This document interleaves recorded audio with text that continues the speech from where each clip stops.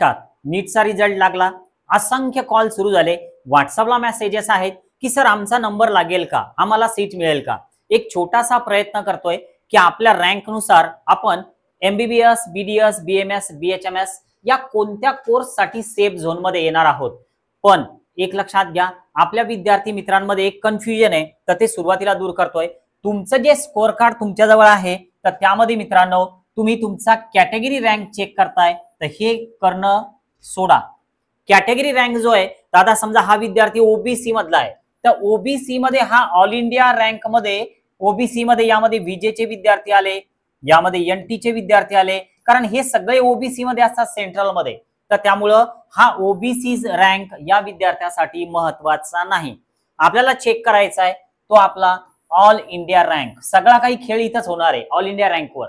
तर त्यामुळं all India rank खूप महत्वाचा आहे. कॅटेगरी रँकवर जाऊ नका, ऑल इंडिया रँक चेक करा. हा जो विद्यार्थी आहे तर याचा ऑल इंडिया रँक आहे 1,15,110. आता लक्षात घ्या, या ऑल इंडिया रँक मधले सगळ्या स्टेटचे मुलं आहे आणि कोणत्या स्टेटचे किती मुलं आहे तर हे आज रोजी आपण नाही सांगू शकत की याच्यावरती कोणकोणत्या स्टेट मधले किती किती मुलं आहे. पण या विद्यार्थ्याची खरी कॉम्पिटिशन जी आहे तर ती महाराष्ट्राच्या मुलासोबत आहे. मग या ऑल इंडिया रँक मध्ये महाराष्ट्रातले मुलं किती आहे याच्यावर तर हे बघणं खूप गरजेचं आहे. हे आपल्याला केव्हा समजणार, जेव्हा महाराष्ट्राचे रजिस्ट्रेशन कंप्लीट होतील, त्यानंतर एक मेरिट लिस्ट येईल, त्यावेळेस आपल्याला समजल की हा जो विद्यार्थी आहे 1,15,110 ऑल इंडिया रँकवाला, याच्यावरती महाराष्ट्रामधले किती मुलं आहेत. तोपर्यंत आपल्याला हे समजायला मार्ग नाही. तरी सुद्धा आपली एक मानसिकता बनावी, आपण सेफ झोन मध्ये आहोत का हे आपल्याला समजावं. तर यासाठी एक छोटासा प्रयत्न आपण या ठिकाणी करूया. बघा, तुम्हाला जर आमचं जिजाऊ अकॅडमी काउन्सिलिंग जॉईन करायचं असेल, स्क्रीनवर जो नंबर दिसतोय तर त्याला काउन्सिलिंग असा मेसेज तुम्ही करू शकता. तुम्हाला सगळं डिटेल्स शेअर केलं जाईल, कारण कॉल एवढे वाढलेले सध्या की प्रत्येकाला कॉलवर बोलून नंतर काउन्सिलिंग मध्ये जॉईन करून घेणं थोडं अशक्य होऊन राहिलं. आमचे जे काउन्सिलर लोक आहेत तर ते नंतर त्यांना कॉल करतात. म्हणजे जर एखादा व्यक्ती परस्पर जर का फी पाठवत असेल स्कोअर सांगून, तर नंतर त्याला कॉल 100% जातो, कारण आमचे बाकीचे नंबर युनिक असतात, ते ठराविक विद्यार्थ्यांकडेच असतात. 84 वाला हा जो नंबर आहे हा पब्लिक आहे, तर त्यामुळं तो नंबर सतत बिझी येतो. पण आमचे दुसरे जे नंबर आहे तर ते फक्त काही विद्यार्थ्यांकडेच असतात की ज्यांनी काउन्सिलिंग जॉईन केलेली आहे. बघा, आता आपण सेफ झोन मध्ये आहोत का, तर मी एक प्रयत्न करतोय. आपण सुरुवातीला गव्हर्नमेंट एमबीबीएसचं उदाहरण घेऊया. आता यामध्ये थोडाफार चेंज आफ्टर रजिस्ट्रेशन, महाराष्ट्राचे जेव्हा रजिस्ट्रेशन होतील तर तेव्हा होऊ शकतो, पण थोडा चेंज होईल, जास्त चेंज होणार नाही. बघा, गव्हर्नमेंट एमबीबीएस साठी तुम्हाला एससी मध्ये हा जो रँक आहे तर हा कॅटेगरी रँक नाही, हा कोणता रँक आहे, ऑल इंडिया रँक, की जो नेमका आपण स्कोअर कार्डवर बघितला. तुमच्या हे लक्षात आलेला असेल की हाच रँक येतो. Okay, all India rank. तर एससी साठी ऑल इंडिया रँक जो आहे तर तो 1,53,666. म्हणजे थोडक्यात तुम्ही जर 1.5 लाखापर्यंत असाल आणि तुमचा ऑल इंडिया रँक जर का तुम्ही जर एससी मध्ये असाल आणि तुमचा ऑल इंडिया रँक जर का 1.5 लाखापर्यंत असेल एससी मध्ये, तर तुम्ही गव्हर्नमेंट एमबीबीएस साठी सध्या तरी थोडं सेफ झोन मध्ये आहोत असा विचार करू शकता.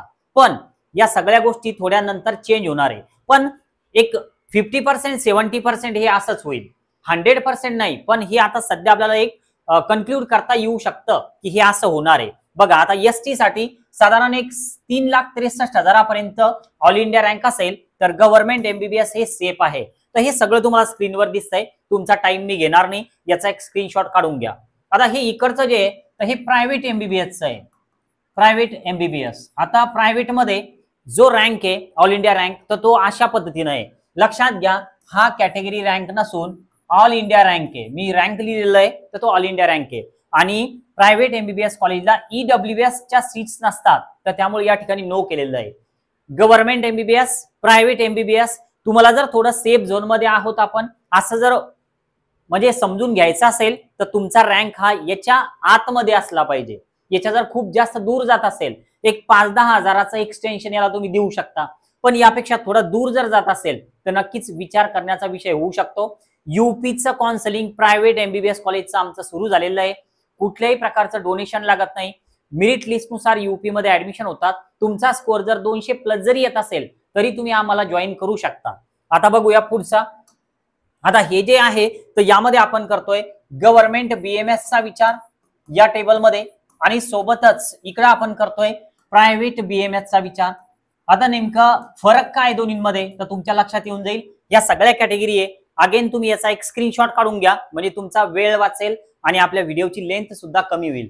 कारण मुळात टाइमपास करणे हा मुळीच उद्देश नाही, व्हिडिओची लेंथ वाढवणे मुळीच उद्देश नाही. बघा आता हे एससी पासून तर ओपन पर्यंत, आणि हे रँक की जे थोडे सेफ झोन मध्ये यावर्षी असू शकतात. यामध्ये थोडाफार चेंज होऊ शकतो जेव्हा आपले रजिस्ट्रेशन होतील. आपल्या वरती आपल्या कॅटेगरीचे किती मुलं येतात, जसा आता हा विद्यार्थी एससी वाला, याचा रँक जरी असा असेल, पण एससी वाले किती विद्यार्थी या आपल्या महाराष्ट्रामध्ये आहेत या रँक मधले, तर हे आपल्याला पाहणं गरजेचं आहे. तर ते आपल्याला केव्हा समजणार, आफ्टर रजिस्ट्रेशन. महाराष्ट्राचे रजिस्ट्रेशन अजून 8 ते 10 दिवसांनी सुरू होतील तेव्हा. आता हे जे तर हे प्रायव्हेट बीएमएस आहे, आणि परत इथं ईडब्ल्यूएस मध्ये नो आलेलं आहे, कारण प्रायव्हेटला सीट्स नसतात. ईडब्ल्यूएसचं अलॉटमेंट हे ओपन मधून होतं, त्यांना बेनिफिट मिळतं फीजचं, पण अलॉटमेंट हे ओपन मधून होतं. आणि हे सगळे पुढचे रँक आहे की जे थोडे सेफ झोन मध्ये आहे सध्या. आता पुढचा जो टेबल आहे तर या ठिकाणी हे आहे गव्हर्नमेंट बीडीएस, आणि सोबतच इकडे आहे प्रायव्हेट बीडीएस. आता यात एक कमेंट येऊ शकते, ते माझ्या लक्षात आलं. कोणती कमेंट बघा सर, हा डिफरन्स खूप आहे. बघू शकता तुम्ही पण, हा डिफरन्स खूप झाला, तर ही कुठेतरी चुकलंय का, तुमच्या लक्षात येतं का बघा. कारण आवर्जून मी तुम्हाला सांगून राहिलो. लक्षात घ्या, बीडीएसच्या सीट्सच्या वॅकंट राहत चालतात प्रायव्हेट कॉलेजच्या, तर त्यामुळं असं होतं एखाद्या वेळेस की जस्ट क्वालिफाय मार्कावाल्याला सुद्धा शेवटी बीडीएस मिळतं. तर त्यामुळे हे रँक वाढलेले आहेत बीडीएसचे. आणि राहिला बीएचएमएसचा प्रश्न, तुम्ही जर क्वालिफाय जरी असाल तरी तुम्ही आम्हाला जॉईन व्हा, तुम्हाला बीएचएमएस मिळतं, क्वालिफाय मार्क्सवर मिळतं. फक्त त्याचं एक वेगळं असं पॉवरफुल काउन्सिलिंग जे आहे तर ते करावं लागतं, कारण वेगवेगळे कॉलेजेस आहेत महाराष्ट्रामध्ये, आणि एक ऑल इंडिया कोटा आहे सीईटी सेलचा. त्यामधून जर आपण पहिल्याच राऊंडला जर का व्यवस्थित काउन्सिलिंग केलं तर 100% अलॉटमेंटचे चान्सेस बनतात. मागच्या वर्षी त्या मागच्या वर्षी जस्ट क्वालिफाय मार्कवाल्याला बीएचएमएस हे विदाऊट डोनेशन मिळालेलं आहे. म्हणजे ऑल इंडिया कोटा म्हणजे डोनेशन वाला नसतो. ती मानसिकता काढून टाका. म्हणजे आतापर्यंत तुम्हाला जर कोणा चुकीची माहिती दिली असेल तर ती माहिती काढा, कुठलंही डोनेशन नसतं. आणि हे सगळं सेफ आहे, हे सगळे सेफ झोन मध्ये. पण सेफ झोन मध्ये केव्हा, ज्यावेळेस रजिस्ट्रेशन होतील तर तेव्हा आपला एसएमएल किती येतो, महाराष्ट्राचा मेरिट लिस्ट नंबर किती येतो, आपल्यावर आपल्या कॅटेगरीचे मुलं किती येतात, तर हे सगळं बघितल्याच्या नंतर सेफ झोन ठरेल. हा एक टेंटेटिव्ह सेफ झोन झाला, हा एक अंदाज झाला. पण अंदाज मध्ये एकदम 0%च होईल असा नाही. 50% 70% हे सगळं करेक्ट आहे. राहिलं 30% तर ते आफ्टर रजिस्ट्रेशन आपल्याला कळेल. तुम्हाला जर अकॅडमीचं काउन्सिलिंग जॉईन करायचं असेल तुम्ही करू शकता. सध्या कॉल जास्त आहे, कॉल घेणं शक्य नाहीये, पण जेव्हा तुम्ही पेमेंट करता तर तेव्हा आमच्याकडनंच तुम्हाला कॉल जातो, तर त्यामुळे तुम्ही निश्चिंत राहा. आज आपण या ठिकाणी थांबूया. Okay, bye.